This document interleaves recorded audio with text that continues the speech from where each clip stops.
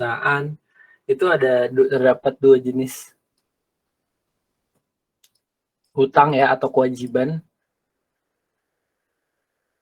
yang dilakukan oleh para pelaku bisnis. Jadi untuk dalam rangka kelancaran kegiatan operasional perusahaan dalam satu siklus produksi atau siklus akuntansi atau siklus ekonomi sebuah perusahaan atau pelaku kegiatan usaha, diperlukan adanya sebuah kegiatan hutang tersebut atau untuk mendukung kelancaran terjadinya kegiatan usaha tersebut ya. Jadi untuk faktor efisiensi ataupun misalkan kayak memang kebutuhan dalam memenuhi jumlah kas tertentu atau misalnya memang terjadi kebutuhan-kebutuhan khusus, maka kan perusahaan perlu untuk berhutang gitu.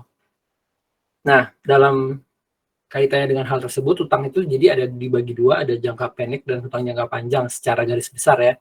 Yang mana dalam hutang jangka panjang atau hutang jangka pendek ini pengertiannya, untuk hutang jangka pendek itu karakteristiknya dia adalah hutang yang pelunasan atau jatuh tempo pelunasannya itu kurang dari 12 bulan atau mungkin maksimal 12 bulan seperti itu. Tapi kalau untuk jangka panjang itu, untuk jatuh tempo pembayaran atau pelunasannya itu lebih atau di atas dari 12 bulan.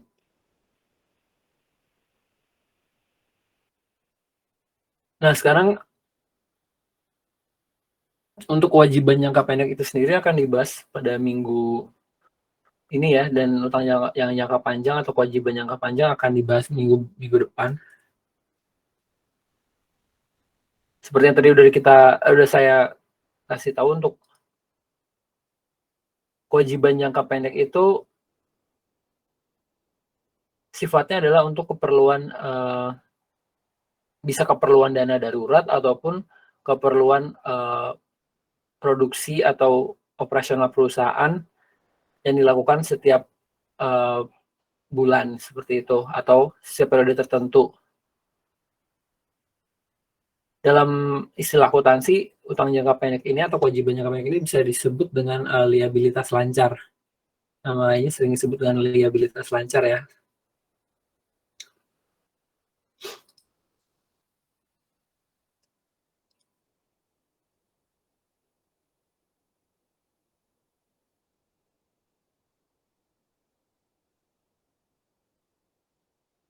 Dalam dunia bisnis itu sendiri, tambahan dana dari hutang ini sudah biasa dilakukan oleh para pemilik usaha, baik itu perusahaan kecil, menengah maupun yang skala internasional atau besar sekalipun. Langkah yang dilakukan guna untuk melunasi hutang jangka pendek itu biasanya dilakukan perusahaan dengan melakukan perhitungan atas kepemilikan aset atau aktiva.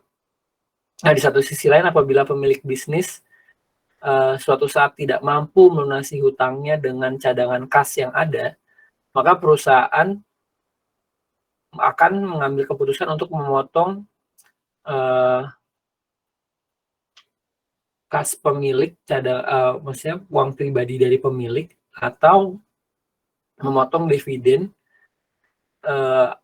yaitu berupa profit dari para pemegang saham atau investor. Jadi guna untuk melunasi kewajiban atau hutang perusahaan, karena sifatnya itu wajib ya kalau untuk melunasi hutang. Jadi kalau misalkan suatu saat cadangan kas yang ada tidak mencukupi untuk karena akibat peristiwa luar biasa tertentu gitu, maka ya diwajibkan untuk memotong dividen pihak pemegang saham ataupun juga menggunakan kas pribadi dari si pemilik. Seperti itu. Lalu sekarang kita masuk ke perbedaan antara hutang jangka pendek dan hutang jangka panjang. Nah, perbedaan antara kedua jenis hutang ini atau kewajiban ini sangat bisa dilihat dari segi cara pelunasan ya. Ada juga dari secara fungsi dan juga bentuk pinjaman. Nah, sedangkan kalau hutang jangka panjang ini memiliki jangka waktu pelunasan yang cukup panjang, yaitu lebih dari 1 tahun seperti tadi udah kita bahas. Nah, sementara untuk hutang jangka pendek memiliki jangka waktu pelunasan yang cenderung lebih singkat, kurang dari 1 tahun. Nah, dalam kasusnya ini perusahaan yang memiliki hutang jangka pendek mempunyai kewajiban untuk sesegera mungkin melunasi kepada lembaga atau orang yang memberikan pinjaman tersebut. Nah, selain itu dalam hutang jangka panjang terdapat banyak beberapa syarat yang wajib diberikan terlebih dahulu sebagai bentuk jaminan. Sementara itu untuk hutang jangka pendek tidak diperlukan syarat yang banyak atau spesifik gitu. Jadi kalau untuk hutang jangka panjang di beberapa kasus itu membutuhkan sesuatu sebagai agunan. Tapi ya dalam kenyataannya dalam kegiatan perekonomian sekarang ya goodwill itu sendiri atau nama baik sebuah perusahaan itu sendiri sudah bisa dijadikan sebagai syarat untuk melakukan hutang jangka panjang. Tapi yang paling standarnya mungkin biasanya melalui perjanjian sih, surat perjanjian atau agreement disclosure seperti itu ya. Yang sudah disepakati sebelumnya gitu untuk perjanjian kerjasama dan lain-lain gitu ya. Lalu berikutnya ada ciri-ciri hutang jangka pendek. Jadi ada beberapa ciri yang mengacu pada kewajiban atau pinjaman uang yang bersifat dana darurat ini, yang memiliki jatuh tempo kurang dari 12 bulan. Suatu transaksi dapat diartikan sebagai hutang jangka pendek jika memenuhi ciri-ciri, yaitu yang pertama, pembayaran untuk jenis hutangnya itu harus segera dilunasi. Jadi sifat hutangnya itu singkat dan juga kurang dari 1 tahun. Yang kedua, jumlah hutang jangka pendek memiliki nominal yang jelas. Jadi dalam kata lain, sampai dengan hari pelunasan si hutang jangka pendek ini jumlahnya itu sudah tetap dan tidak akan berubah, karena untuk beberapa kasus hutang jangka panjang itu sendiri memiliki variasi bunga yang berbeda-beda untuk setiap jangka waktu pelunasannya gitu. Jadi terkadang ada juga yang hutang jangka panjang yang memiliki peraturan bahwa bunga yang ditetapkan untuk pelunasan hutangnya itu berubah sesuai dengan keadaan perusahaan atau keadaan ekonomi gitu. Jadi bisa aja bunganya itu karena bunga majemuk ya istilahnya, jadi bunganya itu menyesuaikan dengan keadaan perekonomian atau keadaan peraturan, mungkin misalnya peraturan perbankan seperti itu. Jadi jumlahnya itu tidak tetap gitu untuk pelunasan pada momen-momen yang sudah ditentukan gitu. Bisa saja jumlahnya tuh berkurang ataupun bertambah. Kalau berkurang sih enggak, tapi maksudnya bunganya tuh bisa aja berkurang ataupun bertambah gitu dari perjanjian awal. Sedangkan kalau misalnya utang jangka pendek itu sampai dengan pelunasan biasanya jumlahnya tuh pasti dan tetap, karena bunganya itu sudah termasuk di dalamnya, jadi tidak akan berubah gitu kalau untuk sifatnya dari hutang atau kewajiban jangka pendek seperti itu. Nah, lalu untuk hutang jenis jangka pendek ini memiliki 2 macam, yaitu yang memiliki bunga dan tidak memiliki bunga, tergantung kebijakan yang diberlakukan oleh si pemberi pinjaman. Lalu ciri yang berikutnya, hutang jangka pendek tidak disertakan, kebanyakan ya, mostly tidak disertakan dengan jaminan, seperti itu. Nah, hutang jangka pendek ini biasanya sangat umum digunakan untuk kegiatan operasional perusahaan ataupun untuk kejadian-kejadian yang di mana perusahaan membutuhkan tambahan biaya pada saat-saat tertentu gitu. Nah, yang dimaksud dengan untuk kegiatan operasional perusahaan seperti misalnya pembelian bahan-bahan baku produksi seperti itu, yang misalkan mereka kegiatan produksi kegiatan produksinya itu dilakukan setiap bulan, ya otomatis misalkan setiap tanggal 10 mereka melakukan pembelian atas bahan baku dari perusahaan A gitu. Tanggal 10 perusahaan A memberikan stok memberikan stok barang yang akan diolah gitu, terus habis itu kan berarti kan kita membeli secara kredit gitu, berarti kita mempunyai hutang yang mana akan dibayarkan setiap akhir bulannya juga pada tanggal 25 seperti itu, misalnya berbarengan dengan pembayaran beban gaji karyawan misalkan, atau dengan beban sewa ataupun dengan beban yang lain-lain gitu. Jadi beban sewa, beban gaji karyawan, nah itu dibayarkan berbarengan dengan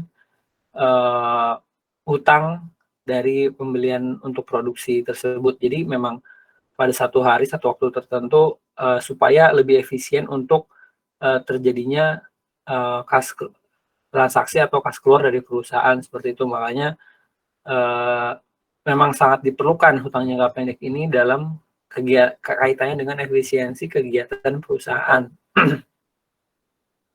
Begitupun juga dengan bulan-bulan berikutnya, maka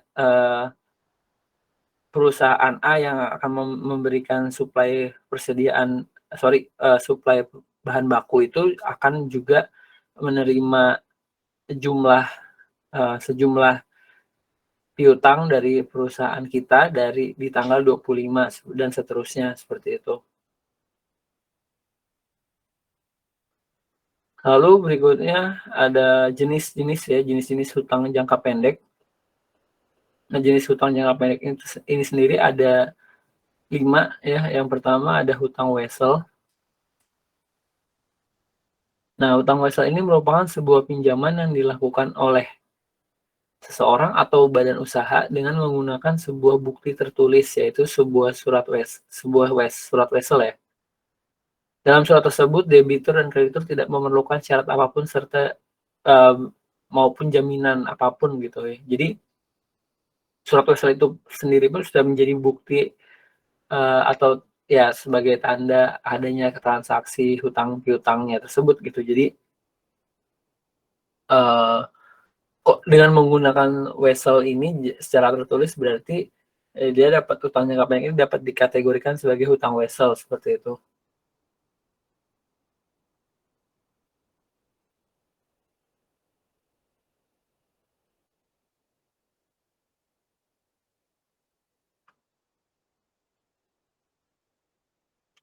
Lalu berikutnya, sebelum beralih ke jenis hutang yang berikutnya, nah ini ada sedikit contoh untuk pencatatan hutang wesel ya, untuk dimasukkan ke dalam buku besar.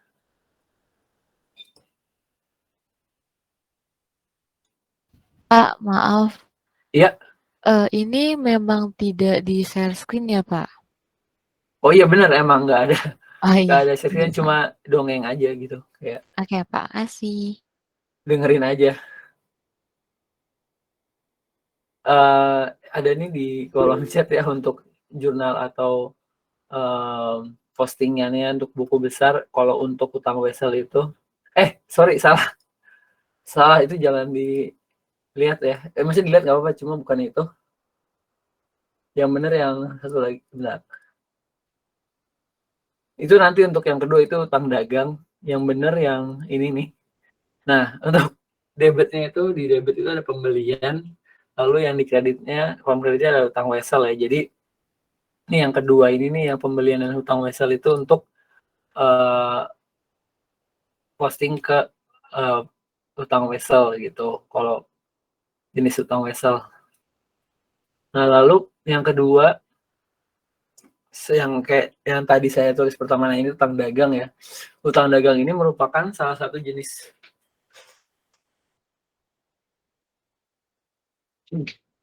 pinjaman uang yang pelunasannya dilakukan dalam waktu yang cukup singkat dalam kaitannya dengan kegiatan usaha atau kegiatan operasional perusahaan untuk mendapatkan barang ataupun jasa dengan bertransaksi secara kredit seperti itu. Jadi kayak dalam kaitannya dengan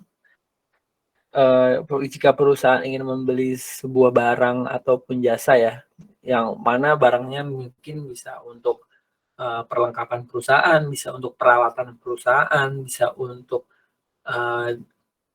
bahan baku produksi, bisa untuk barang yang untuk dijual kembali ya kalau perusahaan dagang. Nah, kalau yang bahan baku produksi misalnya perusahaan manufaktur gitu. Nah, itu ketika ada pembelian tersebut maka disebut dengan hutang dagang gitu.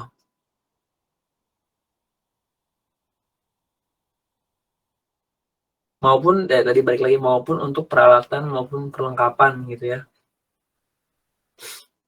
Dan dibelinya secara kredit gitu, secara berhutang, berarti disebutnya dengan hutang dagang. Nah, postingannya seperti yang tadi udah saya perlihatkan di kolom chat itu ya,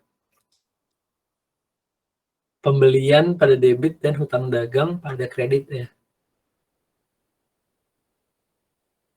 Lalu yang berikutnya, selain hutang dagang dan hutang wesel, ada lagi hutang dividen.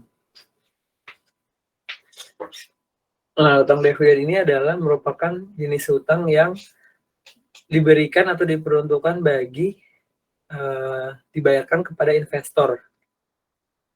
Ya, seperti yang kita tahu, investor itu merupakan seseorang yang berkontribusi untuk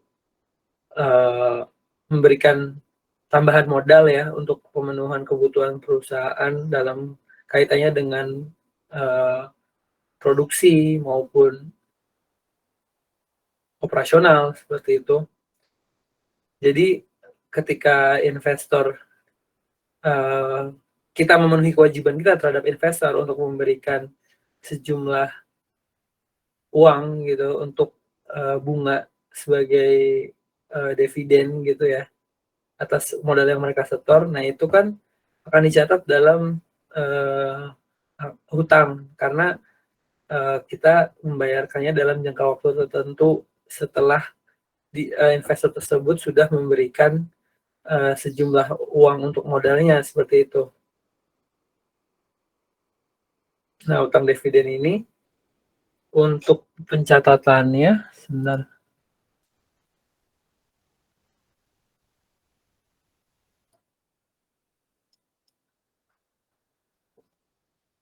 Hasil dari dividen ini kan bersumber dari laba atau keuntungan perusahaan seperti itu. Jadi untuk akun yang didebit pada kolom debit itu untuk hutang dividen yaitu laba tidak dibagi.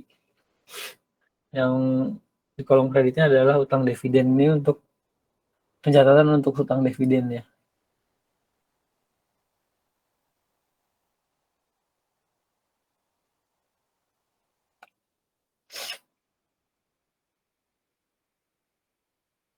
Lalu yang berikutnya yang keempat ada pendapatan diterima di muka.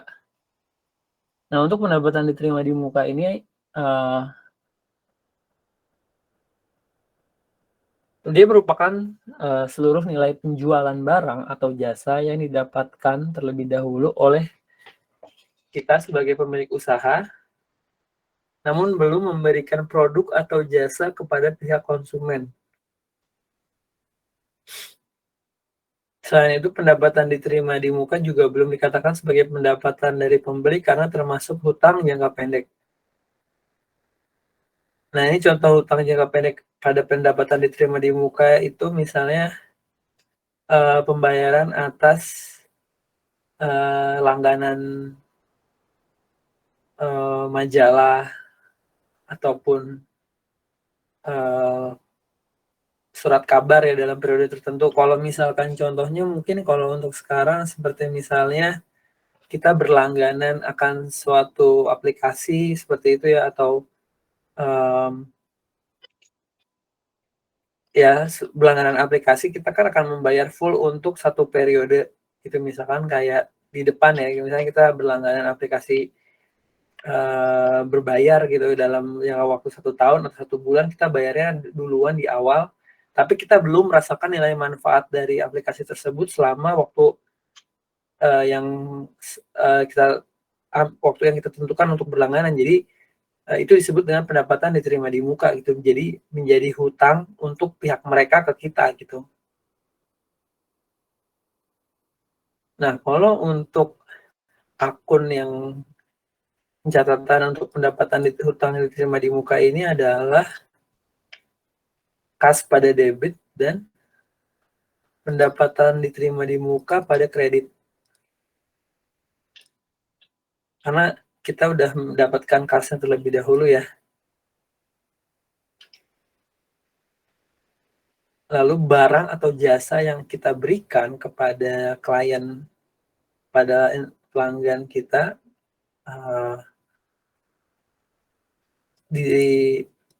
belum kita berikan gitu. Jadi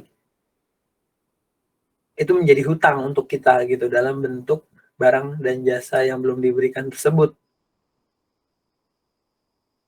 Itu yang disebut dengan pendapatan diterima di muka gitu. Makanya dia bisa diperlakukan walaupun sifatnya dia barang ataupun jasa gitu, makanya dia tetap bersifatnya diperlakukan sebagai hutang gitu.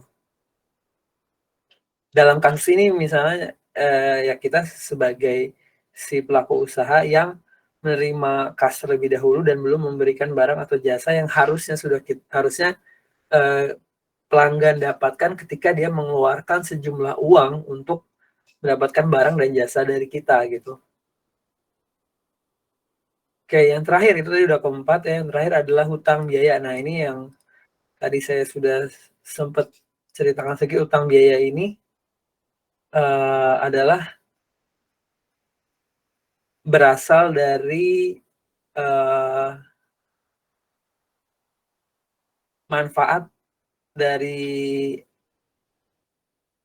barang maupun jasa yang sudah kita sebagai pelaku usaha ataupun perusahaan rasakan, tapi belum kita bayar gitu. Seperti misalnya biaya-biaya gaji dari karyawan yang bulan tersebut karyawan kan sudah melaksanakan tugas dan kewajibannya gitu, udah memberikan jasa mereka dan kita berhutang, masih mempunyai hutang gaji kepada mereka dan juga sewa, misalnya sewa bangunan, sewa peralatan gitu ya, dan juga misalkan listrik, air. Nah, itu semua beban-beban yang sudah kita rasakan terlebih dahulu manfaatnya untuk operasional perusahaan, hubungan dengan jalannya kegiatan usaha kita, tapi belum kita bayarkan, dan baru pada periode tertentu dalam 1 bulan misalnya, baru kita berikan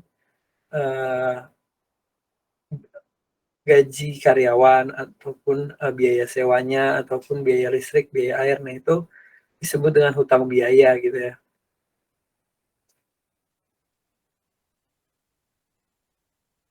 Nah, untuk hutang biaya ini sendiri, untuk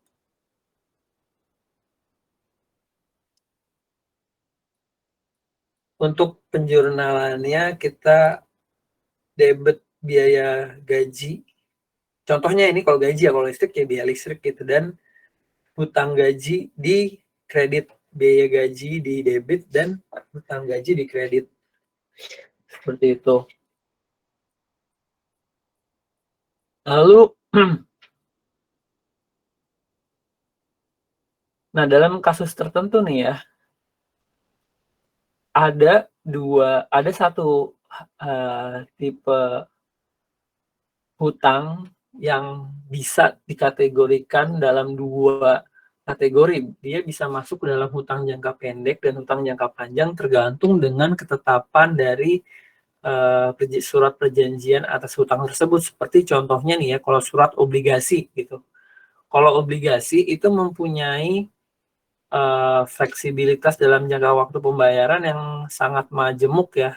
Jadi tergantung dengan produk obligasi yang kita transaksikan, karena surat hutang atau surat obligasi yang jenis obligasi ini mempunyai jangka waktu pelunasan atau jangka waktu penerimaan bunga yang sangat sangat variatif, tergantung dengan tipenya ya. Maksudnya ada yang kurang dari 1 tahun obligasinya, ada juga yang lebih dari 1 tahun. Nah, tergantung dari perjanjian surat obligasinya itu sendiri karakteristiknya. Maka kalau misalkan obligasi yang kita peroleh itu kurang dari 1 tahun, maka dia akan masuk ke dalam kategori hutang jangka pendek. Tapi kalau misalkan dia lebih dari 1 tahun, maka dia akan masuk di kategori hutang jangka panjang, tergantung dengan tipe atau perjanjian dari surat obligasinya itu sendiri gitu.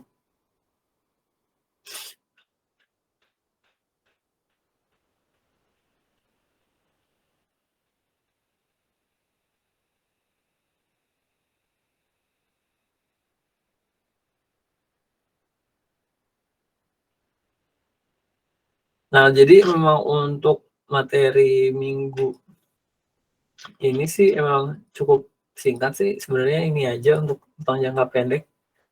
Sampai sini ada yang mau ditanyakan?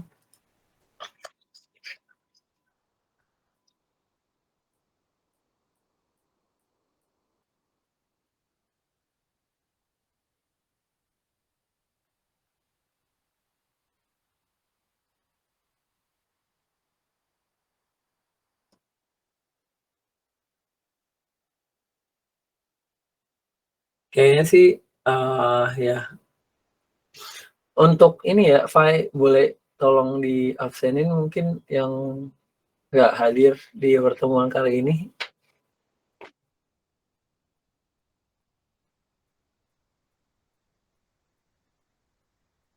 Nanti untuk absennya boleh diberikan aja ke saya ya, ke di WhatsApp aja boleh. Baik, Pak. Oke deh. Ya udah kalau gitu paling materinya untuk minggu ini saya cukupkan ya untuk pertemuannya. Terima kasih semuanya atas waktunya ya. Selamat sore, selamat beraktivitas semuanya. Terima kasih, Pak. Terima Selamat kasih, sore. Pak. Terima kasih, Pak.